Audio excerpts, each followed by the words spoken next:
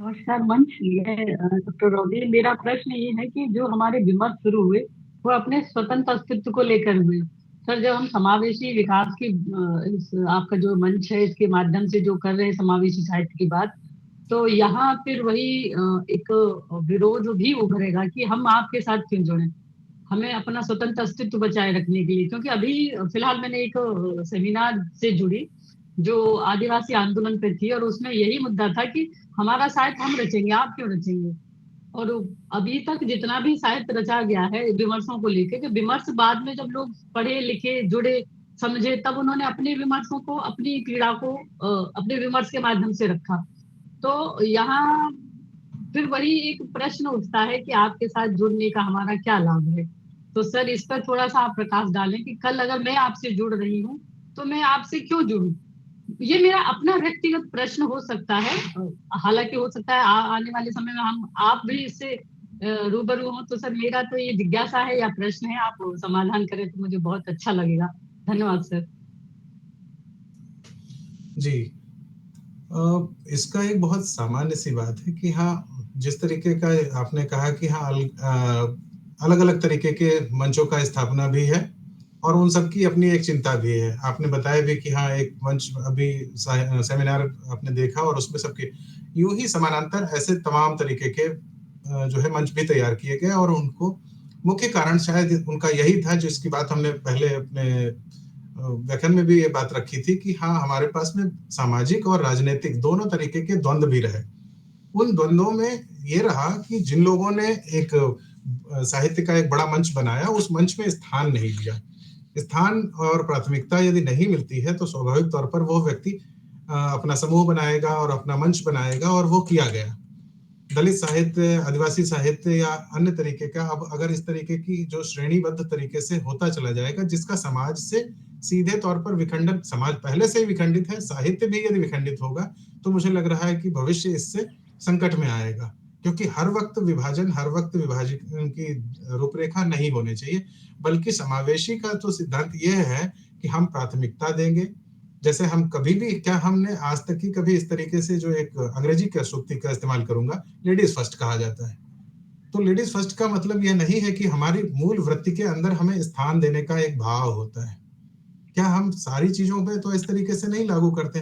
तो समावेशी में भी यही है कि हम जो भी समाज में अन्य धाराएं हैं, चाहे वो आदिवासी समाज की हो, दलित साहित्य की हो, यहाँ तक कि स्त्रीवादी, नारीवादी हो, इनके भी, और चूंकि नारीवाद में भी सिर्फ नारीवाद नहीं है, उसके अंदर भी कई तरीके के भाव और धाराएं हैं।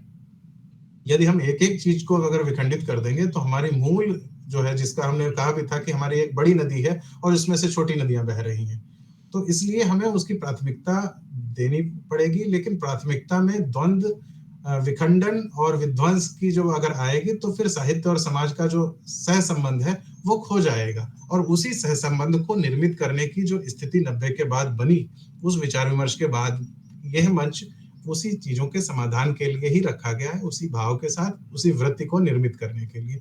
मैं इस पर थोड़ा सा और प्रकाश डालने के लिए अमन सर को जरूर कहूंगा कि चूंकि मैं अनुभव में छोटा हूं और वो संपादक हैं, वो इस बात को और थोड़ा पूर्णता देंगे।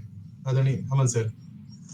जी जी, बहुत धन्यवाद। और सवाल बहुत अच्छा है, बल्कि सवाल आना नहीं चाहिए था हरदीप जी, क्योंकि एक बात स्पष्ट कर दी गई थी कि समावेशी का मतलब होता है, जब हम समावेशी साहित्य की बात कर रहे हैं या साहित्य की बात कर रहे हैं, तो समावेशी का मतलब ही है सब साहित्य में और साहित्य सब का। जब हम पूरे देश की बात कर रहे हैं, पूरे क्षेत्र की, मतलब वैश्विक स्तर पर बात कर रहे हैं, हम यहाँ कोई क्षेत्रवाद नहीं है, कोई लिंग भेद नहीं है, कोई जातिवाद नहीं है, कोई वर्ग भेद नहीं है। अगर आप पंजाब से हैं और पंजाबी परिवेश की कोई कहानी लिख रही हैं या कविता लिख रही हैं, चूंकि बात हम हिंदी की कर रहे हैं, तो वो कहानी हो सकता है कि आपकी पंजाबी मूल हो और आप हिंदी अनुवाद दे दें, तो वो समावेशी साहित्य का अंग कहलाएगा। उसको ऐसा नहीं है कि ये कह दिया जाए कि ये पंजाबी कहानी है, वो हिंदी की कहानी मानी जाएगी, हिंदी के लिए कहानी मानी जाएगी या साहित्य के लिए कहानी मानी जाएगी। भाई इतना तो आप मानती है ना कि पंजाबी में भी जो साहित्य रचा जा रहा है अंततः वो है तो साहित्य। जी जी जी सर। भी जो साहित्य रचा जा रहा है वो अंततः है तो साहित्य, या कोई भी विमर्श है, दलित विमर्श है, स्त्री विमर्श है, अंततः वो है तो साहित्य का ही एक अंग। तो हम एक अंग की बात नहीं कर रहे हैं, हम पूरे शरीर की बात कर रहे हैं। तो चाहे हाथ का साहित्य हो या पैर का साहित्य हो, वो दलित साहित्य हो या स्त्रीवादी साहित्य हो, वो चाहे नगरीय साहित्य हो या ग्रामीण साहित्य हो, उत्तर का साहित्य हो या दक्षिण का साहित्य हो, वो साहित्य है। और यही समावेश है। जब हम समावेश शब्द की परिभाषा करते हैं तो वो सबके लिए होता है और सब उसके लिए होते हैं। तो ये अलग बात है कि हम हिंदी भाषा को, चूंकि हिंदी भाषी लोग हैं और हिंदी भाषा में बात कर रहे हैं, इसके अलावा जैसे कि पूर्व में भी बातें हुई हैं कि पंजाबी के बहुत सारे शब्द ऐसे हैं कि जो हिंदी की ठेठ भाषा में प्रयोग किए जाते हैं। हिंदी से बहुत अलग तो पंजाबी नहीं है। या दक्षिण भारतीय भाषाएं जो हैं वो भी अगर आप देखेंगे मूलतः संस्कृत से या हिंदी से बहुत ज्यादा अलग नजर नहीं आती हैं, लेकिन स्थानीय भाषा जिसको हम देशज भाषा कहते हैं वो अलग होती हुई प्रतीत होती है। तो जो मूल शब्द हैं जिनको हम हिंदी में समझ सकते हैं या हिंदी के शब्दों को हम कन्नड़ में, तेलुगु में या पंजाबी में समझ सकते हैं, उनका यथावत प्रयोग किया जा सकता है। तो हम साहित्य की बात सबके लिए कर रहे हैं और सब साहित्य की बात कर रहे हैं, इसलिए कोई विमर्श अलग नहीं है।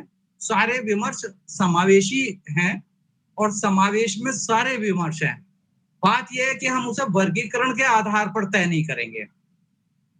अगर हम हरदीप जी पंजाबी में कोई कहानी रच रही हैं तो हम ना तो उसको स्त्री विमर्श में लाएंगे, ना हम उसको पंजाबी विमर्श में लाएंगे, हम उसको साहित्य में लाएंगे। इतनी सी बात है जी। धन्यवाद सर, खुशी हुई आपसे जुड़कर और इस मंच पर आने के लिए बहुत बहुत आभार सर।